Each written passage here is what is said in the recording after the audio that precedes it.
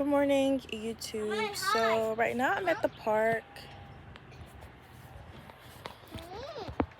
Hope you guys can still hear me. So if you hear the children in the background, it's because I'm at the park. I got the babies with me. But today I wanted to film a video talking about fentanyl and raising awareness. So I wrote this paper a few months ago. Talking about it. And I'm just going to read what I wrote. Can you go there? Raise up. Not right now. Hmm? Not right now. I want to go. Go to that one. Hmm? Can you go on that one real quick? Just give me a few minutes. Well, I can't go now. So I'm gonna start with talking about what fentanyl does, and I will give credit to, if I could find, I think it's Infographics that made a video about this. I'm not completely sure, but I will put it in the description box, the YouTube channel where I got some of this information from. But what fentanyl does. Fentanyl is an opioid. But chill out, y'all. It's not funny. Like, I'll just, y'all know me. Alright, chill. Alright, bruh. Okay, amen. Fentanyl is an opioid drug. Endorphins, which release pleasure, fit perfectly into the opioid receptor, blocking out pain and giving you immense pleasure. So, fentanyl is an opioid drug that releases pleasure directly to the brain very quickly. And so, pain and pleasure. Pain can be scary and unbearable. You can get physically sick from pain, vomiting, unable to move, speak, agony for minutes or a lifetime, spiritually and in the flesh. Yeah, that's the baby doll. Pleasure, on the other hand, feels amazing. It makes you happy, smile, motivating. Seeing and hanging with friends can bring pleasure, going to new places, even eating. These two emotions guide us through life. One shouts, "Stop, this feels terrible, I can't take it anymore." And the other one shouts, "Wow, this is amazing. I haven't felt this way in months, maybe even years. I can't feel the pain." Sometimes our bodies need to end pain and create pleasure at the same time. God created a beautiful and thoughtful tool to help us with this because He cares about us. He gives us every tool we need to help navigate through pain and trauma, and the best option is Him. But the opioid receptor, when activated, reduces pain and how much you notice or react to it. It creates pleasure and good feelings, something we all crave. Be careful throwing that. Opioid is extremely needed and powerful. Endorphins are natural opioid-like chemicals produced by the body and act as pain relievers and mood boosters. Pain relief endorphins bind to opioid receptors in the brain and spinal cord, blocking all pain signals. And these are some bulletin points. Mood regulation. Endorphins contribute to feelings of pleasure, euphoria, and well-being. Stress reduction. Endorphins are released in response to stress, helping to cope with challenging situations. Low levels of endorphins may be associated with chronic pain, depression, and anxiety. Increasing endorphin levels through activities like exercise, reading, arts and crafts, laughter, music, social interaction, and by praying. Talking to God in prayer and letting Him know how you feel and what's going on. Because He is truly the only one who understands you deeply, and He will never judge you for struggling. He can help you and guide you through your addiction and recovery. Open your heart up to Him and let Him know how you feel. And now we're going to be talking about heroin. And I hope the wind blowing doesn't block out my sound. I don't have a mic or anything. It's just me. You know what I'm saying? So, heroin is an opioid drug which used to be the strongest until fentanyl crept into the scene. Heroin rushes through your entire body and flips every opioid receptor it finds. It rushes through and quickly turns your pain into pleasure. People inject, sniff, snort, or smoke heroin. Some people mix it with crack cocaine. All of these ways of doing heroin sends it to the brain quickly, and the high lasts for hours, which makes it highly addictive. People on heroin feel a rush, which is a surge of pleasure, burst of pleasure, explosion of happiness. They feel warm all over, it's numbing, and for up to 6 hours, all the pain goes away. People are suffering and willing to push themselves into the grave to feel better. That's saddening, and we look down on them when they need us the most. There are so many of us that knows how that feels. We didn't have the guts to go that extreme, but they did. Imagine how far someone must feel to slowly kill themselves, willing to lose everything just to take the pain away, which in return makes it worse. There's still a person behind the addiction, a soul, a damage in her spirit. We see them as the bottom of the barrel, we look down on them, stereotype them, where's the empathy? They're a person just like you and me. They had dreams, careers, families, shelter, clothes, food, marriages. They were normal just like you and me. Why can't we see past addiction and have a heart for the lost soul behind it? There are a few of us that are one breakdown from being in that position. And some of us know exactly how carrying that much pain around feels, the desperation to make it stop. We have self-destructive behaviors of our own, so who are we to judge? Don't throw sand! Um, so some long-term... Hey! So some long-term effects include liver, kidney, and lung disease and mental disorders. The person you lost isn't going to be the same during their addiction. Sympathize with them. Don't try reminding them of who they used to be and what they used to have because they grieve that just as much as you do. Instead, try giving them hope for the future, not dwelling in the past. They used to get rid of pain, but drugs worsen it. Don't turn your faces away or scold your loved ones because they're not trying hard enough. Instead, try meeting them where they are because this has been the most effective thing to numb the pain. Of course, it's not going to be easy to walk away from that. Let them know that you understand and prove that you're on their side. Build trust in a loving relationship. It's not always going to be easy, but it's worth it. You have the Lord on your side. Don't blame them and come down on them for being addicted. That makes it worse. Second bulletin is people who inject the drug also risk getting infectious diseases such as HIV, hepatitis, and bacterial infections of the skin, bloodstream, and heart. They get collapsed veins, and when a vein collapses, blood cannot flow through it, which can lead to blood clots. Repeated use of heroin can lead to tolerance. This means that users are chasing after the first high, which explains the stealing, begging, lying, and prostitution, even murder in order to support their habits. They're not thinking logically. They don't understand how this hurts you. They're fueled by addiction, so all they see is money or drugs. Don't hold a grudge against your loved ones because of it. They don't know any better. And this is a quote from 1 Corinthians, right?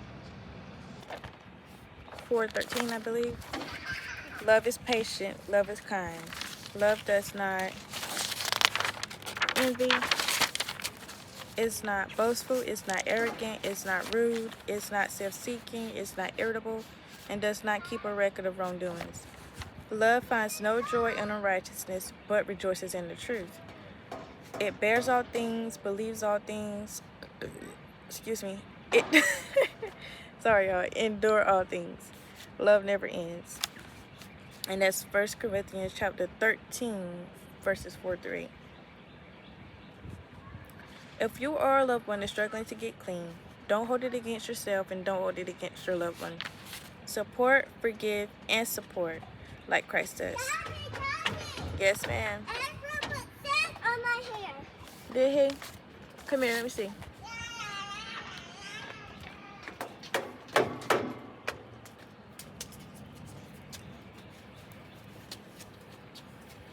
Just give me 1 minute and I'm going to put him in timeout, okay?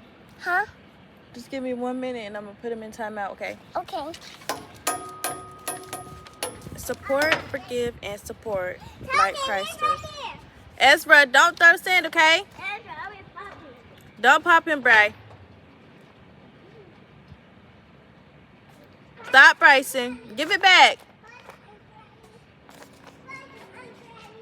He's forgiving and supports us. He always there to hold your hand and listen to you. Lending a helping hand, guiding you through life's difficulties with a heart full of love. Let's pick up his heart posture and learn to love and forgive like God so souls can be saved by helping each other. Bryson, give it back. He had it first.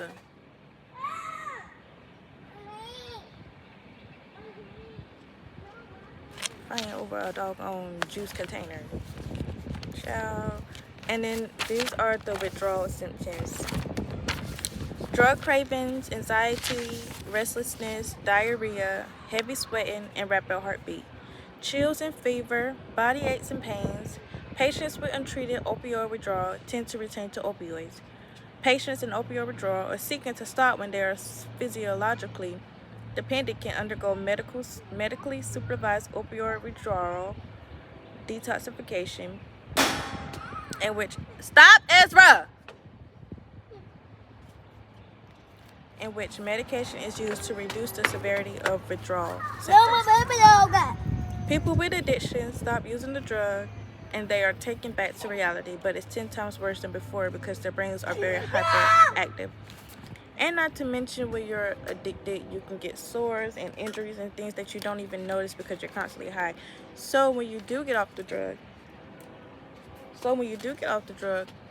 that's what you're also faced with again. You're dealing with the physical and the psychological. All negative emotions and suppressed memories hit you like a brick, making you feel shattered, trapped in your body with no escape. It's intense. Now it's time to chase the high again, blinded by desire. So they may have gotten clean before, but a small trigger can set them back. Be diligent and never stop loving them or being there for them just because they've gotten clean. Be careful. Old wounds, physical and mental, starts to feel like torture. Body aches, sweating, shivering, can't sit still, mental torment, every memory, feelings of insecurity you suppress comes back and sits you in a cage, feeling trapped. High anxiety, pounding heartbeat, diarrhea, vomiting, a war you can't escape. Restlessness, drug craving. Your body is craving the very thing that's killing you. A very tough position to be in. It's extremely hard to escape. But God is there to help you through it. Pray to God and ask Him for help. He'll see you through. He'll hold your hand. Know that you are not alone. And then this is the verse, Psalms 34:18, that says, "The Lord is near the brokenhearted. He saves those crushed in spirit." Even if you think, what's that in your shirt, Sam? Girl. Even if you think this is something that you can only try once and be fine, please know that this is a very dangerous and highly addictive drug. For our struggle is not against flesh and blood, but against the rulers, against the authorities, against the cosmic powers of this darkness, against evil spiritual forces in the heavens. And that's Ephesians chapter 6, verse 12. Play it safe by staying sober. Don't take any drug that wasn't specifically assigned to you by a doctor. Don't even take aspirin from a stranger.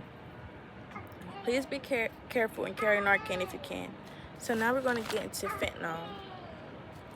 50 times more potent than heroin. 50 times. It enters the brain very easily for a quick and extreme high almost instantly because it goes directly to the brain. There are some drugs that target your nervous system. So that's why when you see people on fentanyl, they're slouched over. And when you see some people on other drugs, they're kind of leaning back. So when people are kind of leaning back in that way, it's because the drugs are targeting their nervous system. And when people are slouched forward in a way, it's because the drugs are targeting the brain. So that's kind of like a difference. Hey, boy. Don't throw it this way because it might hit me again. So Tati, Edward did the again. he did? Yeah. Look. Yeah, I'm gonna get him. Just wait. Give me a second. Don't play with him. Okay. Don't play with him. Okay. Ezra, just wait till I finish.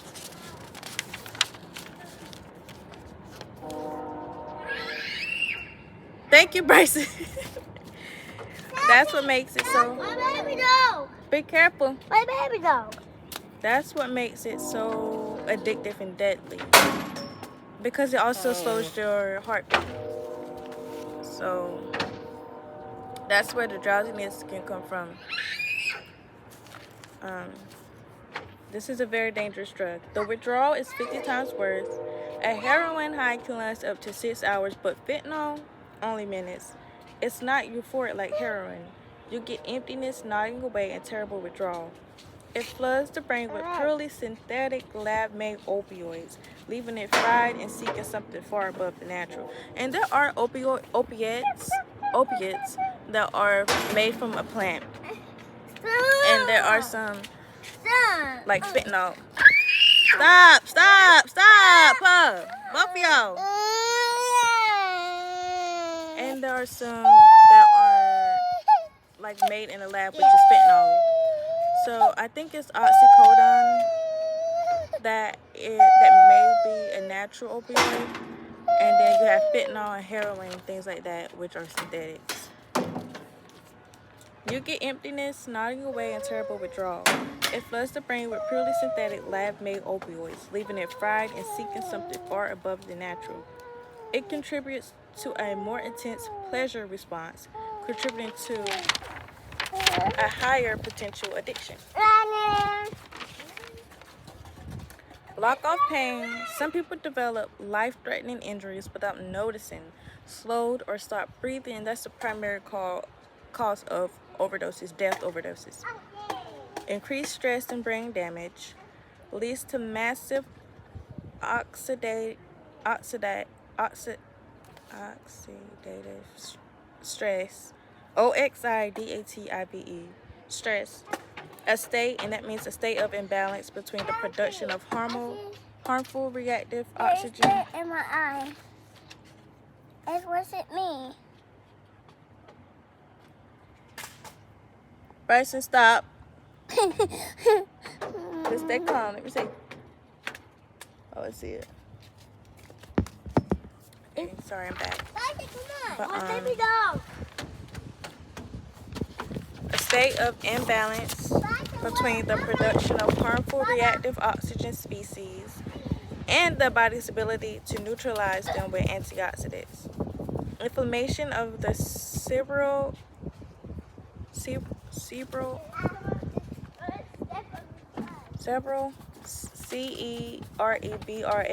cortex, which involves swelling of the brain tissue, potentially leading to symptoms like memory loss, personality. Stop, Bryson. Don't throw that dog at me. Personality changes, difficulty with problem solving, aphasia, a language disorder that affects a person's ability to communicate, and seizures.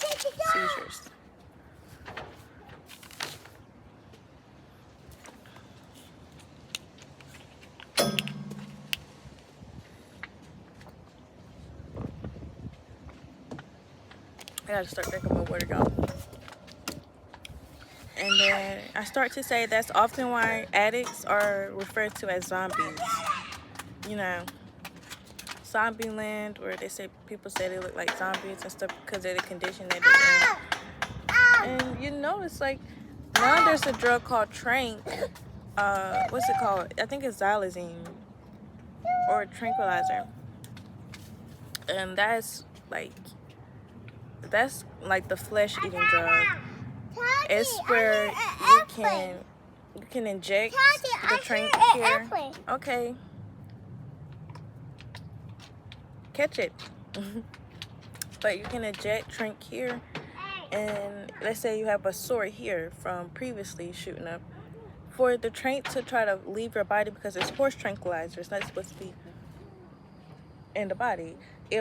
start to eat its way out, and people have sores, wounds like this big on their arms, like this big on their arms. Trying to get a visual, like this big on their arms, even bigger than that. It can eat down to the bone. You can lose limbs, fingers.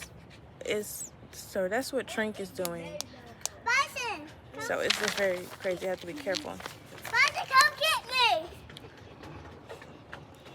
me. They're rotting away, barely alive, but not dead. Bruised, can barely communicate, and that's where. Leave it alone. Stop now. Leave that wasp alone, because if you kill it, it leaves a scent behind. Thank you, Bison. So be careful. Okay. That's the fentanyl, where users are bent at the waist, slumped forward in a rigid position. Rigid means unable to bend or be forced out of shape. Not flexible. Can I play with him? And heads are bowed, knees are bent, and they are often unable to move or respond.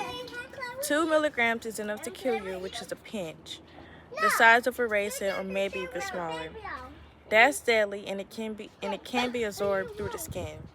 Between 2013 and 2023, about 400,000 people, that's what we know of, regular drug passed away. Regular drug users tend to stay away from fentanyl. Majority of deaths are people that try something once and happen to be laced. One pill, one time is all it takes. If you are struggling with addiction of any kind, please reach out to a trusted family member, a church, a rehab, hospital, or anyone to get help, or at least make them aware that you have an addiction. God is the most important. Praying.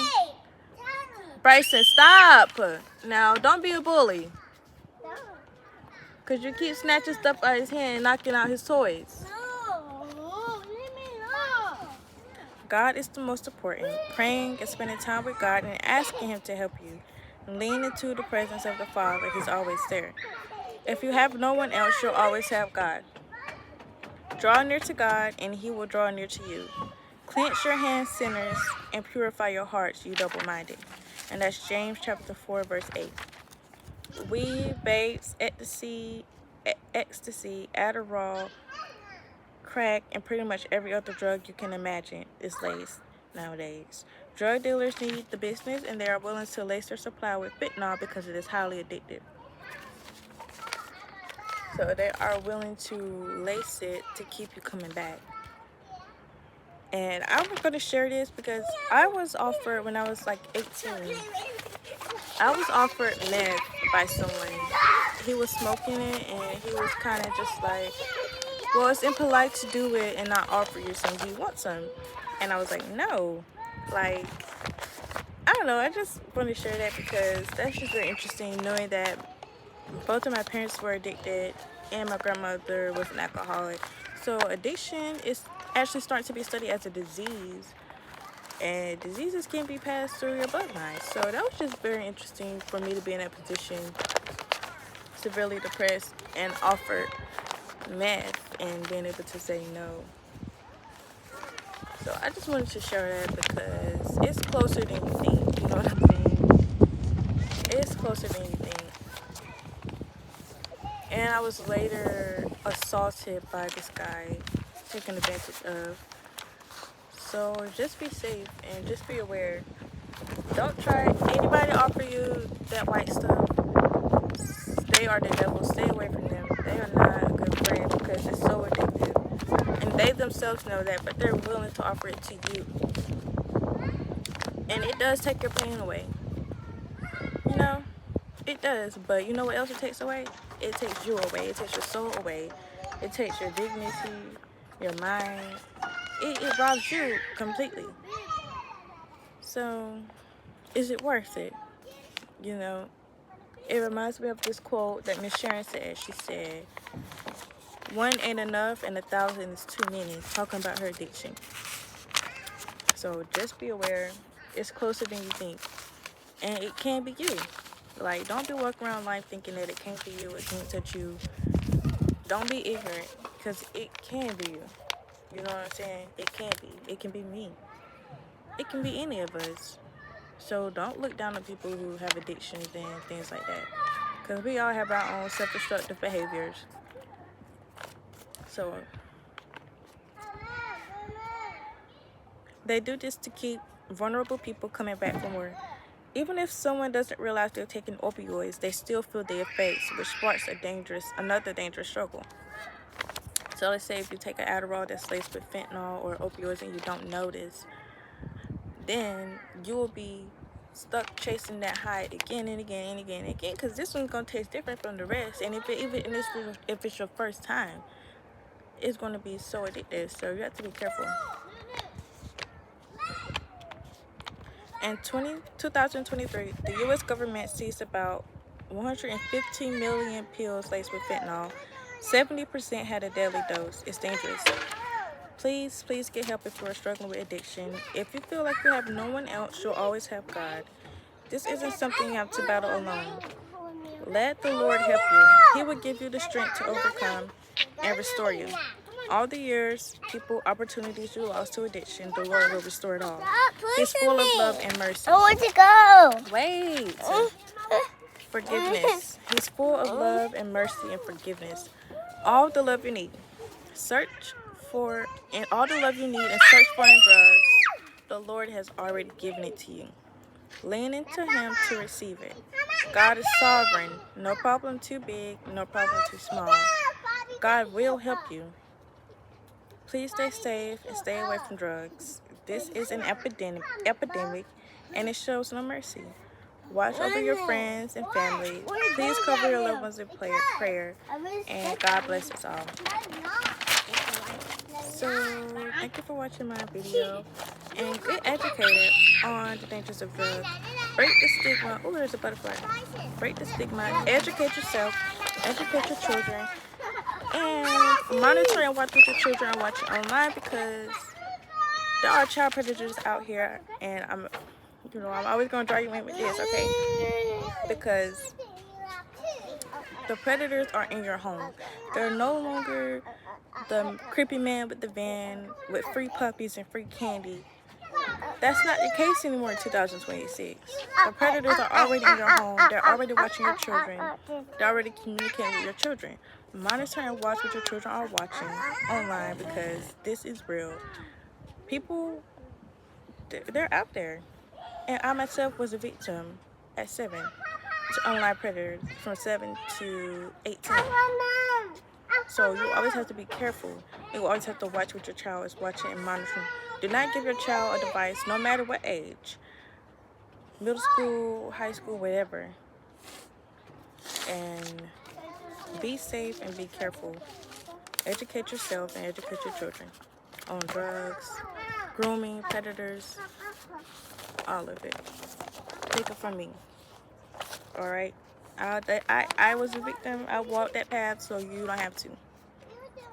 Stay in school, get your education, and protect yourself if you are out there in that lifestyle in the streets. Don't use dirty needles. Don't share needles. And use protection.